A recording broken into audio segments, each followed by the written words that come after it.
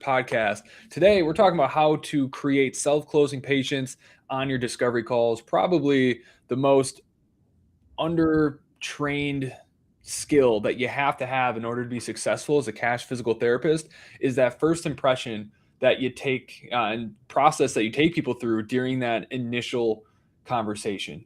Everyone thinks that they're good at discovery calls until you listen to the call recordings and actually look at all of their numbers and realize that everyone who books and closes with you, those have all been referrals. And it's a pretty rude awakening to realize that it's like, oh, I'm actually really bad at this. And there's a lot of like skills and process that you need to develop in order to be able to convert a stranger into someone who's not only going to show up for their evaluation, but show up already decided that they want to continue to work with you long term. Ben, you and I have talked about this a ton in our paid mastermind programs, but we've actually never talked about it on the podcast. Yeah, it's wild. Yeah, it's crazy because people ask me like, well, what do you feel like the difference is with ProConnect, like why it's scaled to where it has? If I pinpoint one thing, it's our phone script. Literally one thing. I don't like to just narrow it down to one thing. But if I had to pick, gun to my head, I'd say it's the phone script. We perfect it and we are really good at it. And we know it works, is what it comes down to. It's generated over $10 million for us since we started using it. And so it works, and it's the reason that we scaled to where we have. And you made a good point of like, it's not just about the first impression, but a lot of times people think that they have an in-person conversion issue, and they're tinkering with their in-person conversions, and they're like, I'm doing everything I need to be doing on the in-person. I just don't know why they won't convert. And they're right. They're doing everything they can really do on that. What's actually happening is because of that phone call. If that's happening beforehand, it really positions that in-person eval up for success or failure on it. And so you might be getting people in, but people think, well, the phone script's working, getting people in. It's also a reflection of your conversion rates. In person is also a reflection on that phone call too. And that's where it gets kind of tricky. If you're trying to figure out on your own, it's like, well, is it my in-person conversions or is it my phone call then? So we'll talk a little bit about that today as well. But yeah, and that's a really important thing to pull away from this. Like, a lot of people apply their in-network clinic experience logic to cash pay physical therapy, where if you are in network and you do take insurance, then the job is just get them in the door because they're not going to have to pay for anything. But it's completely different in the cash pay world, because if you just get them on the schedule and don't ask the right questions and set the right expectations, well, when that person shows up, they're going to be completely blindsided. And then they're always going to have to think about it or talk to their spouse because they didn't have enough time to consider the investment before you sped through your pitch in the last 5 minutes at the end of your evaluation. Like, that's not enough time for them to make a decision. And so all of that has to be discussed within that discovery call. Then tell the story of how one mix up on your discovery call led to a loss in about $100,000 in revenue. Yeah, we weren't setting the standard, we weren't setting expectations on that phone call of what was going to happen. I can't remember if it was is the cost. Yeah, that's what it was. I can remember if we hired on a new sales rep, and I couldn't remember if he wasn't going over the insurance piece or if he wasn't going over the cost on it. I know, yeah, you're right. So it was for Facebook ads specifically. So this is how sensitive and meticulous that phone script is on one little thing can really jack it up. So we hired on this new sales rep, PT, that we have PTs that do all of our phone scripts and sales for us. And I had brought him on, and we were really struggling with in-person conversion for Facebook eval specifically. Full pays were still converting just at the same clip. I'm like, why is full pay doing just fine, but our Facebook is just tanking for in-person conversions? And so I thought, I was like the PTs, I was doing coaching with them for a few weeks, and like, they're doing everything they should be doing. And also, if they weren't doing it, we'd also see a dip in full pay evals as well. So none of it made sense. And I went back and listened to more of their calls for Facebook leads. And what was happening is he wasn't prefacing what our normal rates were. So he was just getting people indoors. Like, yeah, initial evaluation is $49 because you claim this special. You sit down with our PT and we'll discuss next steps, once you're in. What you need to be doing is saying, hey, typically the initial evaluation is $249, but because you claim that voucher, it's only $49. So what's happening is because they were only hearing $49, they weren't hearing anything different on that phone call. When they came in person and heard the pricing for follow-up visits is between 200 and 250, they're like, whoa, I thought all follow-ups were going to be like closer to like 49, because that's what the standard was. Yeah. But then we switched it back to like what we were supposed to be doing, mentioning, hey, our typical rate is $249, but because you claim this voucher, it's only $49. It does two things. It also increases your schedule rate because people realize, hey, what your normal rates are and how great of a deal this is. Two, it prefaces so you don't get a whole bunch of I need to think about it or like sticker shock when people actually come in, right? So that is just, you guys can see that's such a small detail, but it cost us so much revenue. Like Right. our Facebook ads were in the gutter just from that one thing on the phone script. And our phone script's like 15 minutes long. That's a 10-second clip in a 15-minute phone call. That's how there's every part of the 15-minute phone script that we have has important things every like 10, 15 seconds that need to be hit, or it decreases your conversion rate. That's how, I guess, sensitive that phone script is, but how powerful it can be when it's done right. Right. This probably isn't the best analogy or place for it, but what's coming from mine is not talking about your rates on the discovery call is like chatting with someone that you're going to go on a first date with and not telling them that you have kids, Yep. then expecting that to go great when you tell them on the first date. Yep. It's like the mindset that someone shows up to that evaluation with when they already know that is so night and day different than if they don't know that, because now they're just showing up with this preconceived notion that this is a $47 thing, or there's not much commitment in getting the actual result they want. Whereas if you tell them on the phone, depending on how long it is until they actually come in, they have all of that time to consider that investment and consider that choice, which is going to greatly minimize the amount of hesitation that they have with moving forward, because odds are they've A, thought about it, and B, talked to their spouse about it already.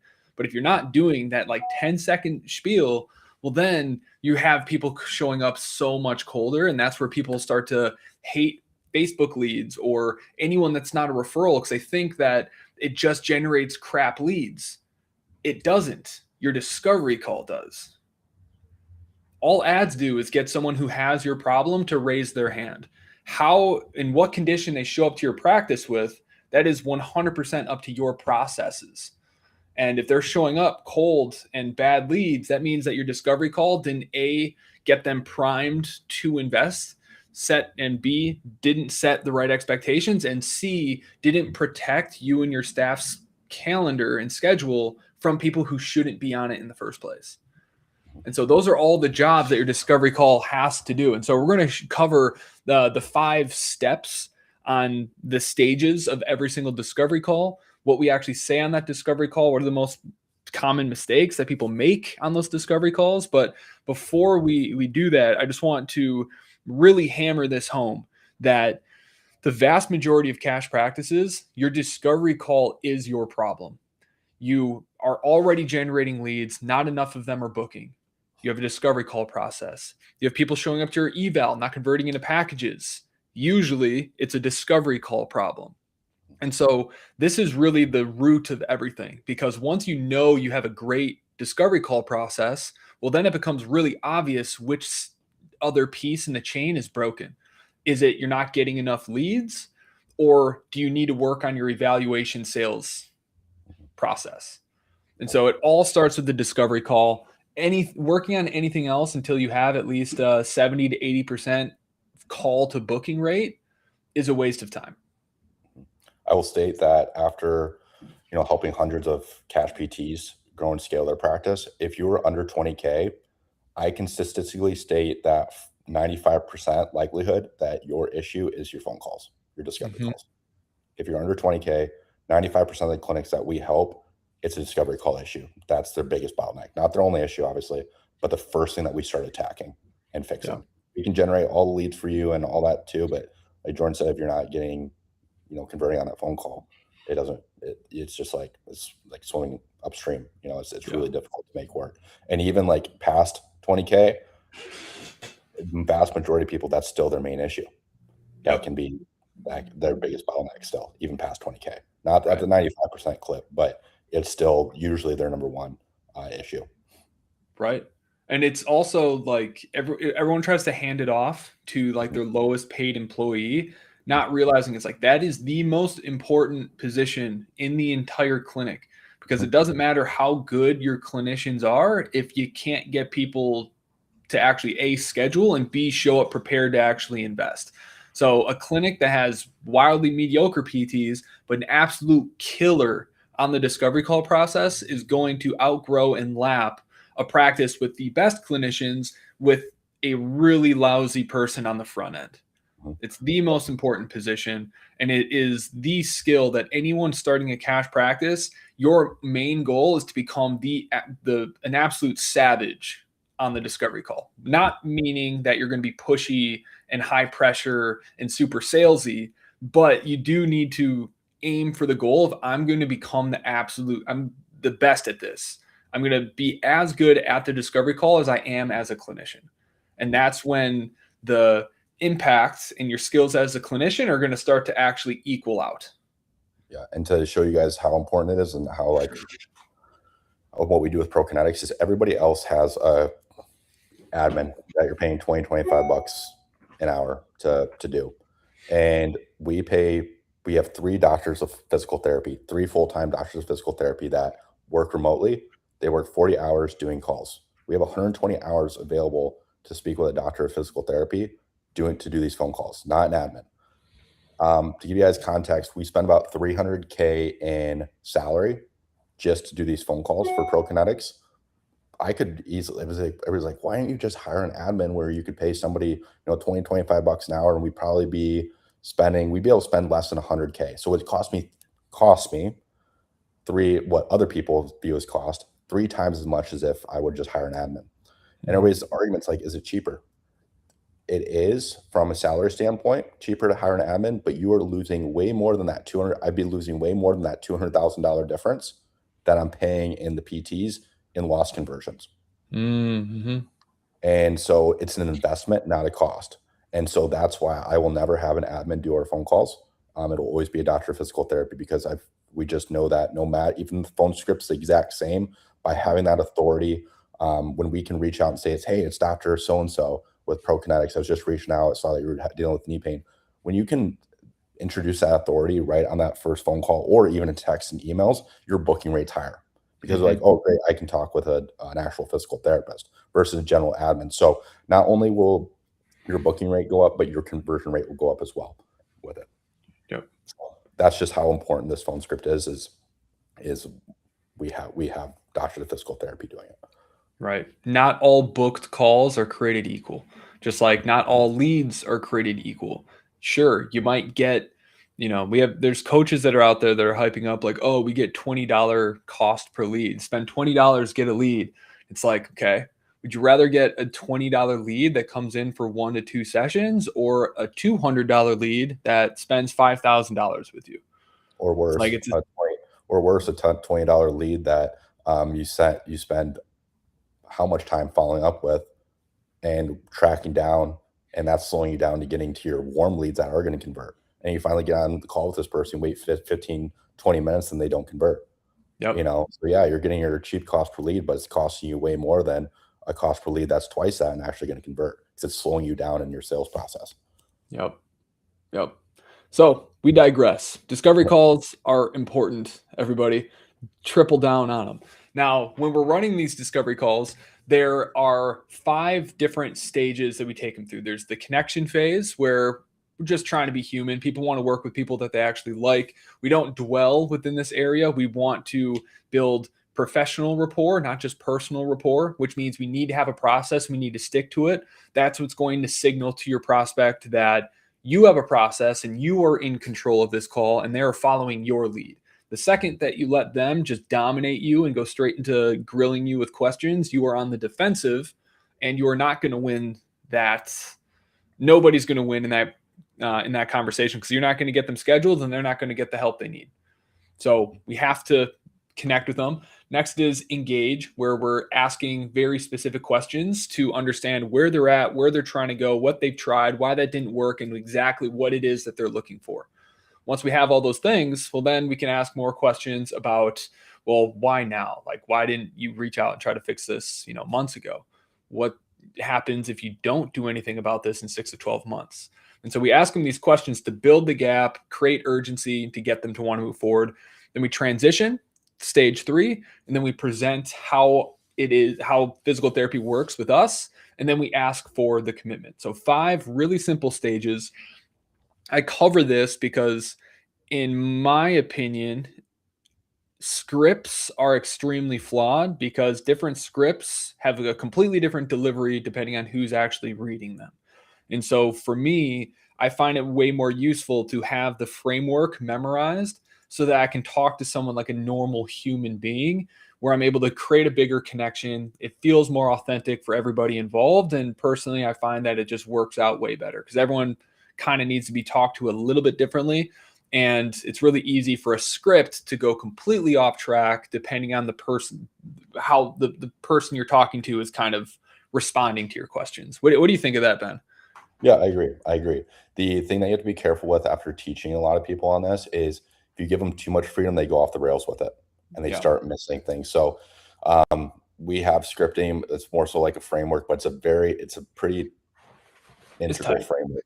It's a very tight framework. I wouldn't say it's like a script where you're reading off anything, but it's a very, very tight framework. And I think that's where people go wrong of like saying that you need to use a framework. How tight or loose is that framework? Because Yeah. when you're coaching somebody, especially if they have money mindset issues or they don't like asking a certain question because it feels weird for them, Mm, um, now you're letting them do that because, well, they're following somewhat of a framework. right. Like, no, you need to be at it's you just run into these issues where people start not missing, but not doing certain things Hmm. because a highly it's not a Titan framework like it Yep. used to be. Right. So every framework, and completely agree. I think like the best thing that you can have is like scripted variations in within a framework. So basically, like, here's the framework, here's the 5 stages, and here are the specific outcomes that we need to get in each one of these stages. And here's multiple ways that you can ask the same question to achieve that outcome. So it's, Exactly. what's the problem? How long have you been dealing with that? What have you tried? Why do you think that didn't work? What's most important to you when finding a physical therapist? Why do you want to act? Like, why is this important now? What happens if you don't do anything? Great. I think you're a perfect fit. Is okay if I tell you exactly how we've helped others solve this same problem? Great. Here's our process. Here's the cost. Or yeah, here's the process. Does that sound like it's going to work for you? Yes. How come? Great. You want to get scheduled? Yes. Get their information and then set the expectations by telling them the price, how many visits it typically takes, see if they have any questions, and then wish them a good day and tell them to look out for the email with the intake paperwork. Mhm.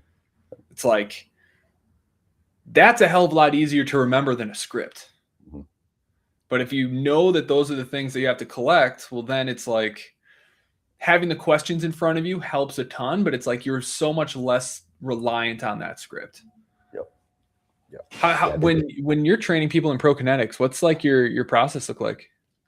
yeah, we've got well, it's a couple different things. So we've got a lot of onboarding modules, and then I've also give them examples of like our gold standard calls, like the perfect calls, like also perfect, imperfect calls. What I mean by that is like people that also gave us objections. Mm, How do we handle those objections? You know, so they are listening to a whole lot of what good calls actually look like and sound like, so they know how to emulate that. So we've got a lot of different onboarding modules for them to go through before they even take their first phone call. We also do mock phone calls as well with them before they start taking phone calls, and then we also review their phone calls. But then we also have AI that analyzes the transcript mhm. and grades them after every call. So I know we want to get into this eventually on this podcast, but I don't know if we want to get into that now. But that is something that we do too, where not just during onboarding, but our most seasoned PT who's been doing calls for us for 4 years, he gets a scorecard at the end of every every call on what he did well and what he didn't do well. We have like 20-point checklist on our phone script on what good looks like. And it grades each of them, each 20 points on a 0 if they didn't do it, a 0.25, 0.5, 0.75, 1. 1 is absolutely crushed it. 0.5 was be like, we tell a story, we tell a patient story to the patient, like if somebody else that we've helped similar to them. So like if they tell like a half-ass story, it's gonna give them a 0.5. Like, did you say like, hey, yeah, we helped another runner like this, and then you moved on? That would get you like a 0.25. Did you tell a more intricate detail? Yeah, we actually just got done working with another runner that was dealing with Achilles tendonitis. They've been dealing with it for 12 months. I know you're only dealing for 6 months. So they can do it. You can do it as well. They were struggling to get back to running, 10 miles, and now they're training for a half marathon. So I know we can help you because we help that person, right? You see the difference between, yeah, we help runners and telling an intricate story like that. That's where the grading is different as well. Like, Yep. did you do it or did you fully do it? With it as well. So that's our most important ongoing training that we do with the I team. love it.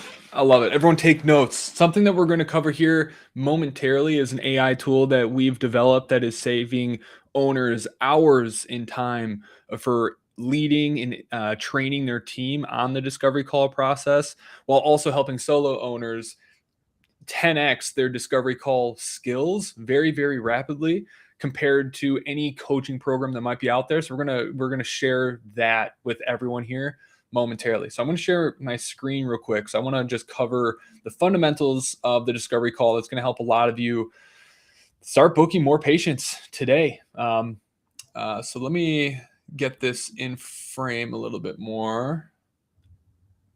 Nice. Okay, cool. So basically, here's one of the guides that we give every single one of our clients when we onboard them to train them how to actually sell. So as we covered, here are the 5 different commitment stages. Let's really quickly go over like where people go way off. Number 1 is trying to be a salesperson. Like, you aren't a salesperson, you hate sales, so don't try to be a salesperson. Just be a clinician and focus on serving and not being robotic, and just remember the framework, have the questions in front of you, but don't sound like a freaking robot.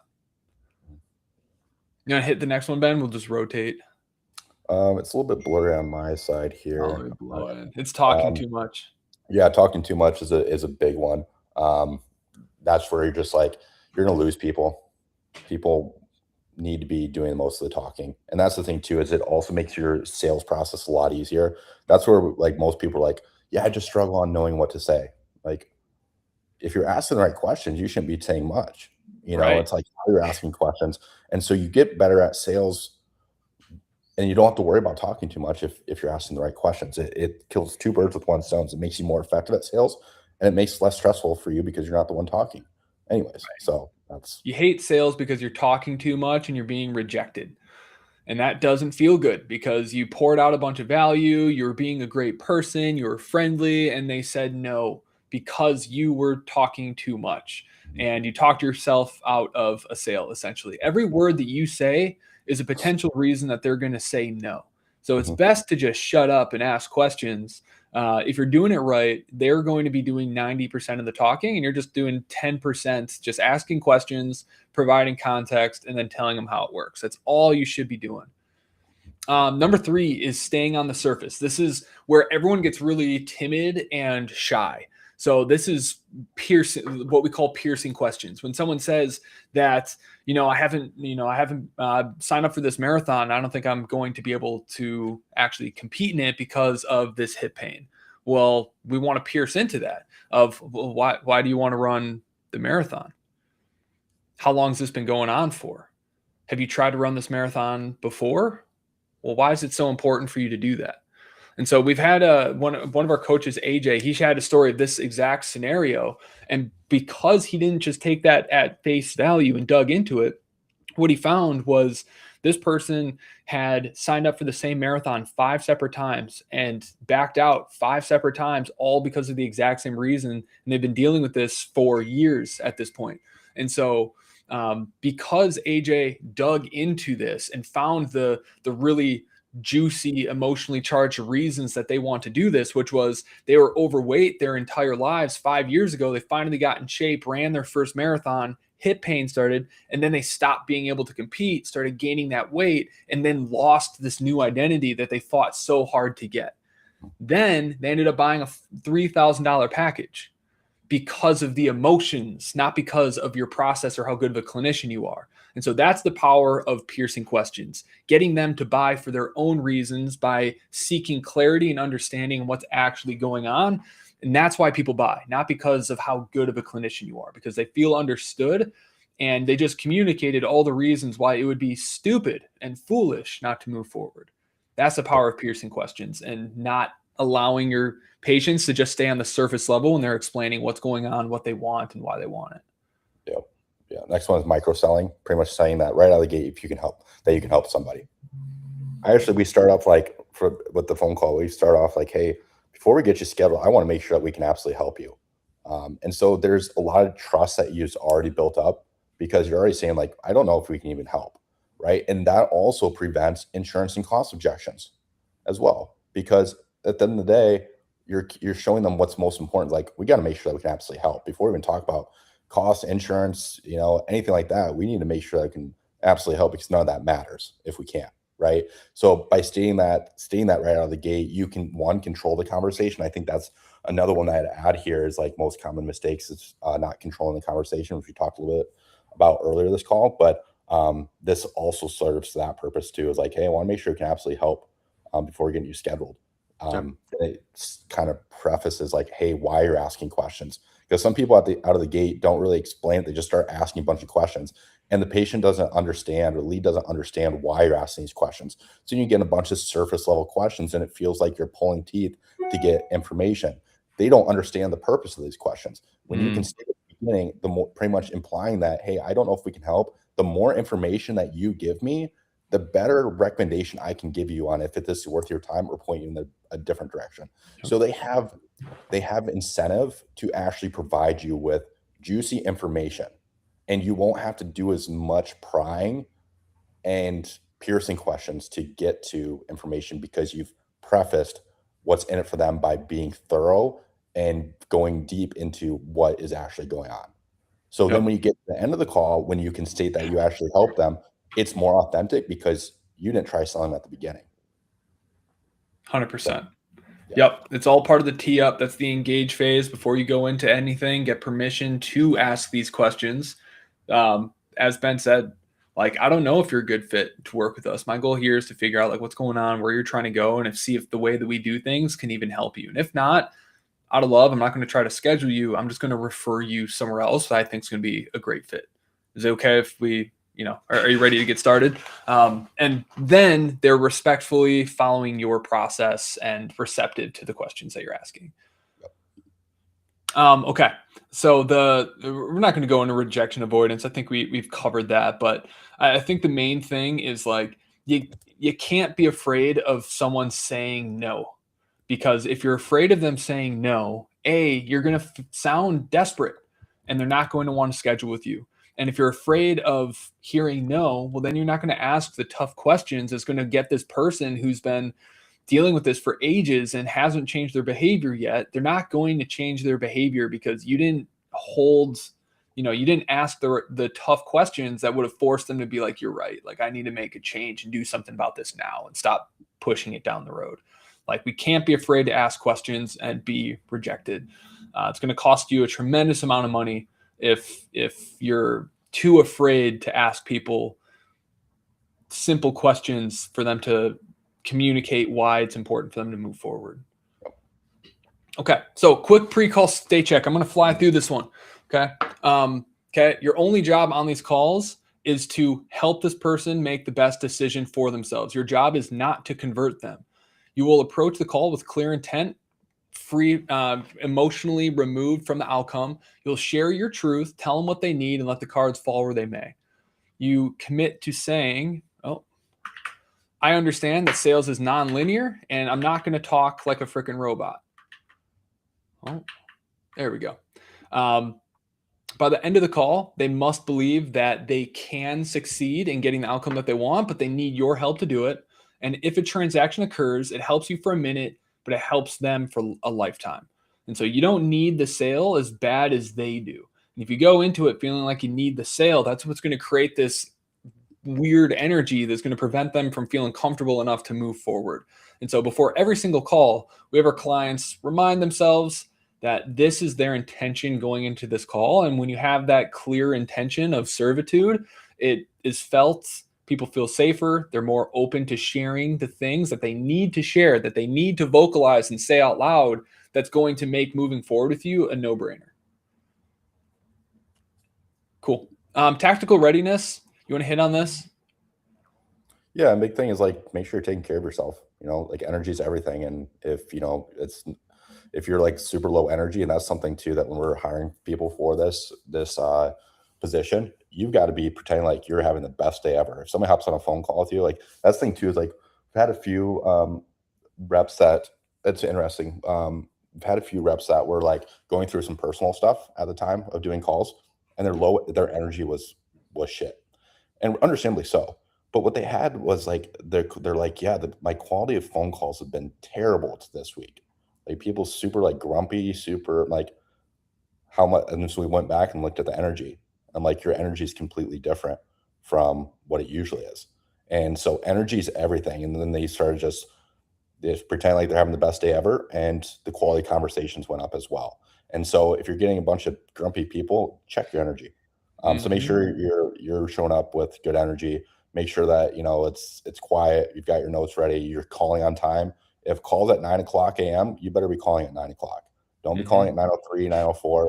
I don't know about you guys, but when I'm on a phone, when I've got like something scheduled for, I don't know, something similar to this, like if I've got a phone call coming up that I'm expecting, and it's like 9:02, 9:03, I'm like, did I get the time wrong? I'm like checking, like it just increases people's anxiety, or like there's worried, like what's going on. Just call them. And so you need to make sure that you're calling right at the scheduled time. 100%. Yep. Be ready to take notes. Have your CRM open. If they've submitted any information beforehand, have that ready. Greet them by name. Like there's no excuse to not be prepared and ready. When you're doing discovery calls, you're only doing discovery calls. Make sure you're in the pocket. You bring that energy, because all sales is a transfer of energy. Okay. People buy when they believe what you believe. And so if you show up feeling like I'm about to change this person's life and you're excited about it, that energy is going to transfer to them, and they're going to be more inclined to believe what you believe, which is the only way to get them to actually buy.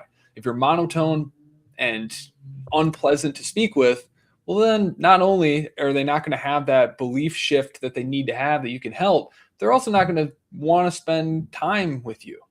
Like you got to be approachable. People have to actually want to show up and spend an hour with you. Yep. Okay. For the script, what would you say are the main points that people struggle with the most? Let's just skip to those. Yeah, I think controlling the conversation is the biggest one. People like we hear a lot of times when people are just starting, I'm like, yeah, I keep getting hit with a bunch of cost and insurance objections right out of the gate. And so a lot of people are like focused on like, hey, what to say, after you get that. That's not the thing. Yes, there's things that you can say after somebody's like asked about cost insurance and redirect, but the best way to address that is prevent it. And you do that by controlling the conversation, right? So I'm always, whenever I make a statement, I'm following up with a question. So I maintain control of that conversation. The person who asks the question last maintains in control of the conversation. It's a rule of thumb. So like if, for example, like a lot of people like, hello, this is someone's Dr. So-and-so with ABC Physical Therapy. And you'll just get like, yeah, do you take insurance? You're not controlling it. Like you're letting the prospect control the entire conversation. It's not because they actually necessarily care about cost or insurance. They just don't know what else to say. That's just like the healthcare industry. That's just what's been trained in their head. That's what's important because everybody else asks. Like that's where all the conversation revolves around is insurance. So when you don't guide the conversation, they're just going to ask that by default, not necessarily because they actually care. They just are trying to fill dead air, and they like, all right, well, if you're not leading the conversation, I don't know what to expect. I'm just going to start asking. Like, the only question I really know about healthcare, and it revolves around insurance, right? So you get that. So versus like, hey, this is Dr. Ben with ProConnect's Physical Therapy and Florence. May I ask you to speak with? And like, yeah, this is Miss Smith. Hey, Miss Smith, how's your day going? Right? And then they say like, whatever. And you're like, awesome. Yeah. Well, I'm guessing since you're calling in that you're dealing with an injury. Am I right? Like, yeah. Right. So I'm like kind of adding in some like humor there. I'm like, hey, I'm guessing because you're calling a physical therapy clinic, you're dealing with some pain or injury. And like, yeah, awesome. Well, yeah, before we get you scheduled or anything like that, I want to make sure we can absolutely help. Can you tell me a little more about what's going on? Right. You see how I maintain control of that entire conversation because I was the last one to ask the question. Mm. There's really little wiggle room for them to really interject with that cost for insurance question, right? So Yep. our big thing is just preventing it from the get-go. Yep. Yeah. And if someone does call you and just immediately is like, hey, I hurt myself. Do you take my insurance? Acknowledge that they want to use their insurance, but then redirect it by asking a question and maintaining control. So yeah, most of our patients do have excellent insurance, and many see reimbursement depending on the type of insurance that they have. But before we get you scheduled, I just want to make sure that we're absolutely a good fit for helping you out. So does that work for you? So then basically redirect it, frame it around like, I want to make sure we can actually help you before getting you scheduled. Does that work for you? They give you permission to now go into your process, ask some questions, and you acknowledge their question, but then redirected it back into the flow of the conversation.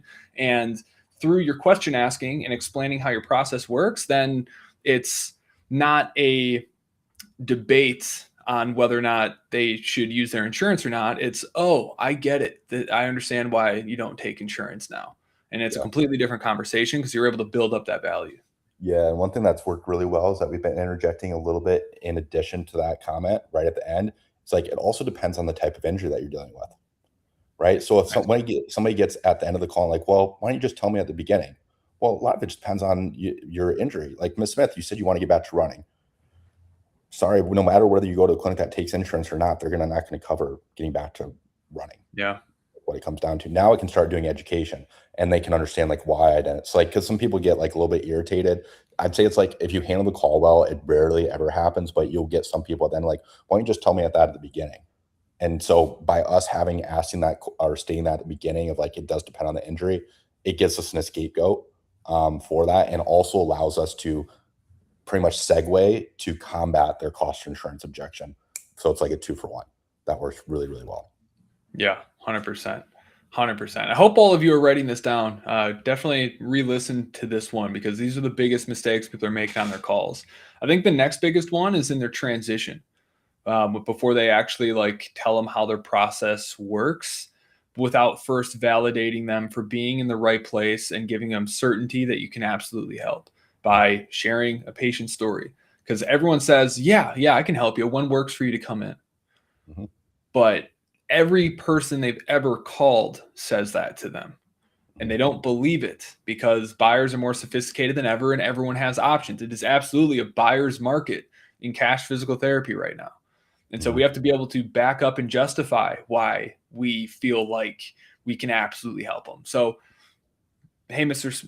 or Mrs. Smith, based on every single thing that you're telling me, I feel really good that you're in the right place because we've worked with a lot of runners dealing with hip pain. And funny enough, we just worked with someone who had this exact same situation, but was in even worse situation than you are.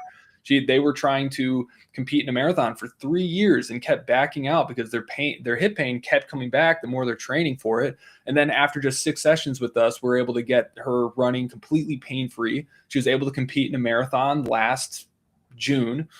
And now we're working with her on a performance basis, making sure that injuries don't come back and that she's staying not only performing at a high level, but feeling really, really strong and pain-free. Yeah. And so the gold in that too is you're already pre-framing your continuity by telling that story. So when you're telling stories, pre-frame the continuity on the back end. So you're starting to lay that framework.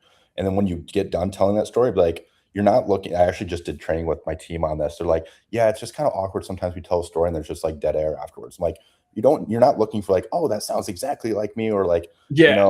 Hey, you're not looking for anything like that. Like what you're doing is like, after you're done telling a story, so I'm like, oh, with that being said, I know we can absolutely help you, but what's most important is that you feel like we can absolutely help you.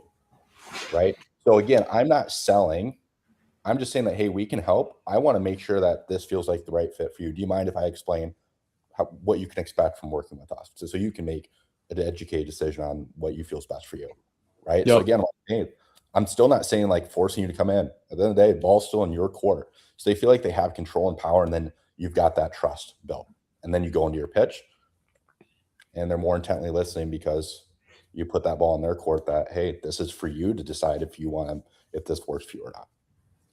Yep. Beautiful. Beautiful. And I remember on one of our talks we did with the mastermind, we were talking about another question. If there's time, like after you explain like your patient's story, like you always have to have some follow-up question to stay in control and not create that like awkward space that creates all this sales pressure. One of the ones that I remember that I really loved was before even getting into like laying it out, it was like you just shared the patient story, then saying now it's really important to me that we are a good fit for you, and I know you've tried X, Y, and Z to fix this before. So before I explain exactly how our process works, what would have to be true for you to be 100% sure that this is the right physical therapist for you to go to?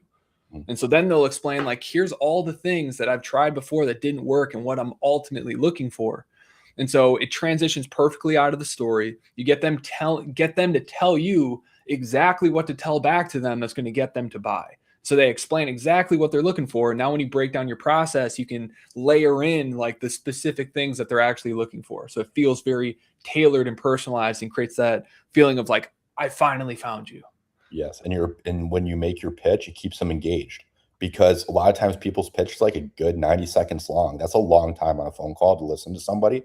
Yep. And so if you're just talking with them and explaining your process that's not really tailored exactly to them, you lose people. Versus like if you can weave in like, hey, our second process is address the root issue. I know that was your biggest thing that you really want to get back to is address this root issue because you've been to other PT before that helped you with the pain, but then it came back. That's why we had the second phase, right? Do you see how we're instead of just saying like, yeah, our first phase is getting out of pain, second is addressing the root issue, third is performance. You're just talking at them versus weaving their story in with that into your pitch keeps them engaged so you don't start zoning out because it is a long pitch. Like our pitch is long, but when we can weave in their story along with it, it doesn't feel long to them because they are included in that and their story is being told. Right. You're not just talking at them anymore. You're explaining a personalized, tailored experience for them. And then, as soon as that piece is done, ask them if that sounds good for, does that sound like it's going to get you back to running marathons, whatever they're trying to do? Ask them why. Now they're going to tell you all the reasons why they want to work with you. Then just get them scheduled because right now they only called you for that evaluation or whatever. Get them scheduled for the evaluation and then set expectations. A lot of people set expectations a little bit too early before we've had commitment, and it just creates a lot of reasons why they might doubt that they want to do this. So get the commitment first and then explain the recommendations because it's way easier to take them off the schedule after the fact than it is to get them on the schedule if you cover that beforehand. 100%. You get that micro commitment. Conversion rates are significantly higher when you can get them booked for that first session before going over cost of insurance with them, right? So transition, like they're like, yeah, at the end of the pitch, they're like, yeah, that sounds perfect. Okay, awesome. Yeah, I don't know what your schedule looks like. I apologize about the limited availability. We usually fill up 2 or 3 weeks in advance. We've got a few opens that came available. I can get you in at X, Y, and Z. Which of those work best for you? Right? Great. Got you scheduled, collect their information. And then you're like, set expectations, like, hey, with that being said, that's all the information I need on my end. But most importantly, what questions do you have for me, Ms. Smith? That's another mistake, is asking, like, do you have any questions? No, I'm prompting you to give me questions because I want objections to come up now versus, we hop on this call and you call back and leave a voicemail that you're canceling or sending an email where I can't address any objections. So I'm actually probing for them to ask questions. So the best way a phone call can go is you get them scheduled and then you ask them, hey, like I said, this is everything that I need on my end, but most importantly, what questions do you have for me? If they say, no, this is great, I'm super excited, that is the epitome of a perfect phone call. Like they don't even care what it costs. They didn't ask about cost, insurance. Like, no, this is exactly, they don't really care what it costs because it's so perfect, right? So then from there, like, awesome, great. We'll see you at X time, X date. I also want to give you a heads up with how physical therapy works with us. We're technically out of network with insurance. All our patients do have insurance. Typically initially evaluation is only $249, and then afterwards you'll sit down with your PT and discuss how long this is going to take. Typically, patients in your situation only need 10 visits and they're back to X, Y, and Z. So that's how physical therapy works with us. They're like, great, awesome, I'll see you then. That is the perfect phone call and how the perfect scenario on how a phone call can go. Most of the time, not most of the time, I'd say that usually happens about 30% of the time on our phone calls that it falls that framework. People will ask like, hey, yeah, I know we haven't talked about cost insurance, just curious on how that works. Usually it's a formality. It's just kind of they don't really, it's not an objection. Don't treat it like an objection. Just answer their question. And then like, yeah, that's how physical therapy with us. Most of the time they're just like, great, sounds good. Right. Then there's gonna be sometimes that you get like objections you have to work through. But if you can get them scheduled before that, it drastically decreases. Right. So they're already in the door's already closed behind them. They've already come this far. People want to be true to their word. People crave consistency. It's harder for them mentally to back out once they've already taken that step. Yeah, you brought up a good point earlier about I think there's some point that you talked about congratulating them as well. Do that at this point too before you talk about cost or insurance. Like, hey, also just want to congratulate you on taking this first step. People wait 6-9 months and really drag their feet, and so props to you for taking this step. Because I know a lot of people do, and we're super excited to get you back to X, Y, and Z. I know you're going to crush, and I know Dr. So-and-so is going to be super excited to work with you. This is bread and butter, so we're really excited to work with you, and congrats again on taking the step. And that's some Jedi wizardry right there. Yeah, it's hard to back out after that, where you've already, you can also label them. Like, I can already tell you're an action taker.